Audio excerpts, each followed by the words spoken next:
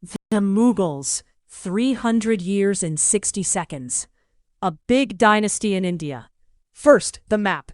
Their core was in the north and center. Now the timeline. From 1526 to 1857. Rise, peak, decline. Politics, culture, architecture. 3 phases, 1 empire. We start with Babur. Then Akbar builds it up, and the story changes. Next, the Mughal story really begins with Babur. In 1526, he wins at Panipat. That victory opens the door to Mughal rule in India. His son Humayun faces setbacks, then returns to recover the throne. And then Akbar takes it much further.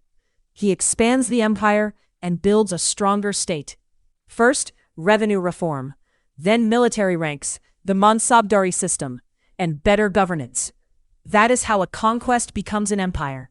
Babur starts the dynasty, Humayun restores it, and Akbar turns it into a durable imperial machine. From here, the Mughal state is ready for its peak. After Akbar, Mughal power and culture reach a dramatic peak. First, Jahangir's court becomes a center of painting and patronage. The key idea is court culture, art, music, and refined taste. Then Shah Jahan turns wealth into architecture.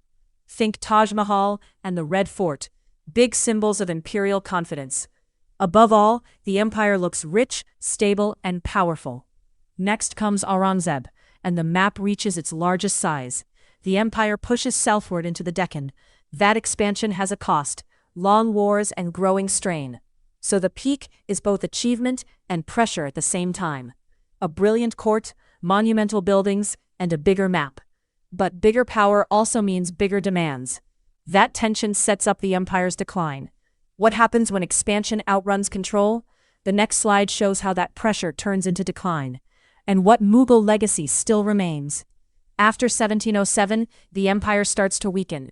First, succession struggles, then regional powers rise, and war costs keep climbing. All of that pulls the empire apart. At the same time, company power grows, the pressure keeps building. In 1857, Mughal rule ends, but the story does not end there. Architecture remains, so does language, and art, and music, and cuisine. A fallen empire with a lasting legacy. That is the Mughal story from rise to decline, and its mark is still visible today.